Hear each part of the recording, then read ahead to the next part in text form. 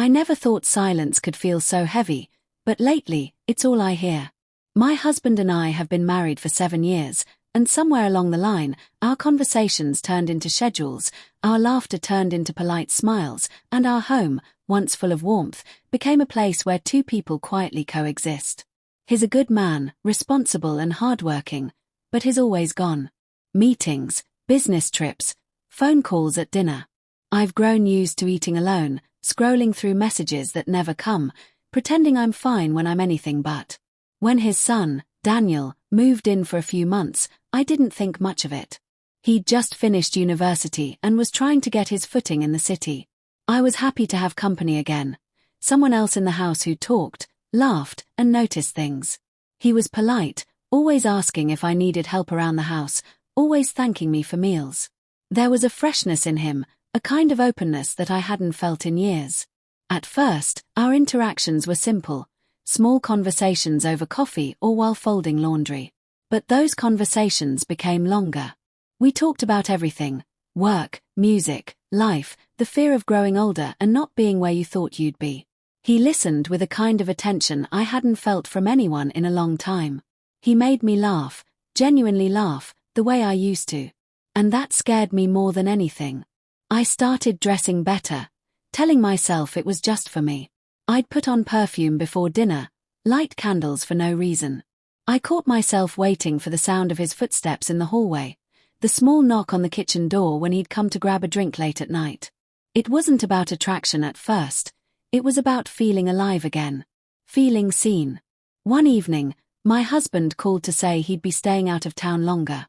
I said okay and hung up, realizing I didn't even feel disappointed anymore, just numb.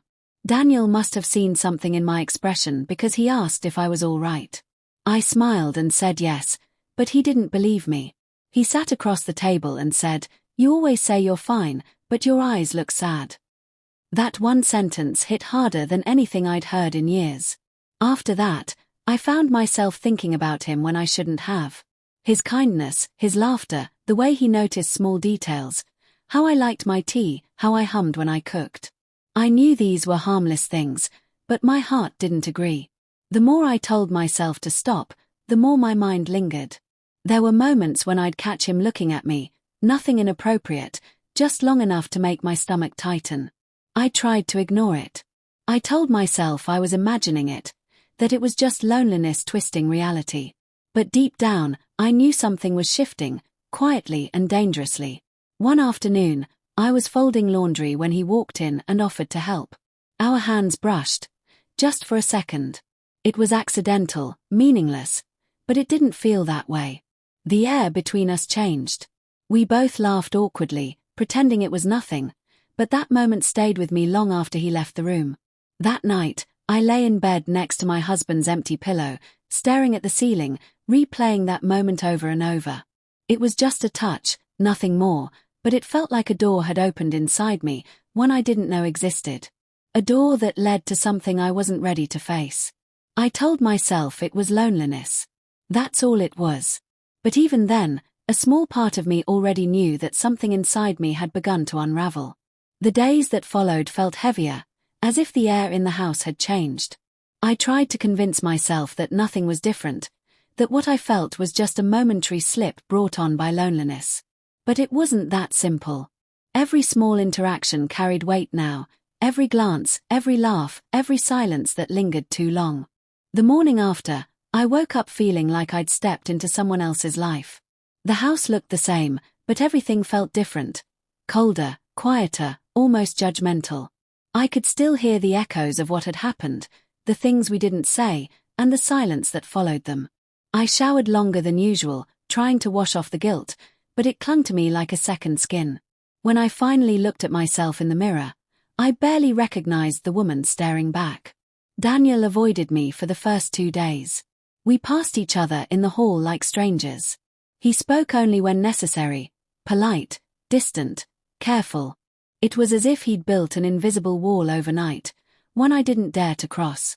I tried to convince myself that distance was good, that silence was safer than confrontation.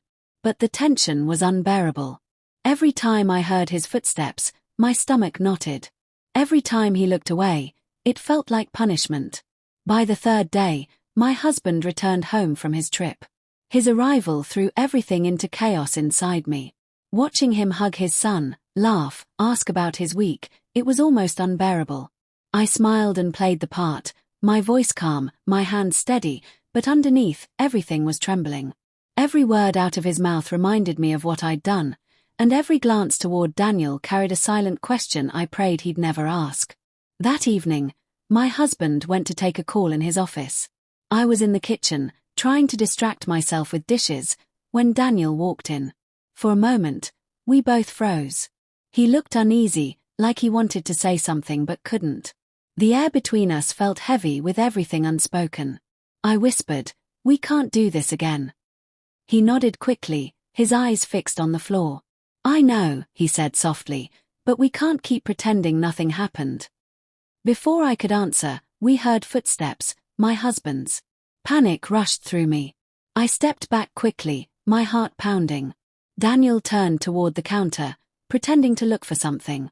My husband entered just as I was reaching for a glass, my hand shaking slightly. He looked at us both, confused. "Everything okay?" he asked. I forced a smile. "Yes, just cleaning up," I said. He nodded, but his gaze lingered on Daniel, who wouldn't meet his eyes. It was only a few seconds, but those seconds stretched endlessly. Then, as if the universe hadn't punished me enough, the worst moment came. Later that night, I went to Daniel's room to leave some clean laundry at the door. I didn't plan to say anything, I just wanted to get it over with. I knocked softly, got no reply, and opened the door slightly. He was there, shirtless, sitting on the edge of the bed, head in his hands. I whispered his name. He looked up, startled, and before I could close the door, my husband's voice called from down the hall. I turned in reflex, and that's when he saw me, standing half inside his son's room, frozen, guilty before any words were spoken. The silence that followed was unbearable. His expression changed in an instant, confusion, disbelief, and then something far worse, realization. He didn't say anything. He just looked at me, then at his son, and the space between us filled with everything we'd been hiding. I tried to speak, but nothing came out. My throat felt locked, my pulse deafening. Daniel stood up, saying, "Dad, it's not what you think," but his voice broke halfway through. The look my husband gave us both was enough to shatter whatever fragile illusion we'd built. He didn't yell. He didn't demand explanations. He just walked away, quietly, like someone who'd just seen the final truth he'd been trying not to face. When I heard the door to his study close, I finally let out the breath I'd been holding. The house, once again, was filled with silence, but this time, it wasn't loneliness. It was ruin. The house hasn't felt the same since that night. Silence has always been a part of this place, but now it feels different. Colder, heavier, full of ghosts that don't make a sound. My husband barely speaks to me. He wakes early, leaves for work, and returns late, his presence reduced to footsteps and closed doors. We haven't discussed what happened. We don't need to. The truth lives in every glance, every pause between words, every moment he chooses to stay quiet instead of asking questions I can't answer.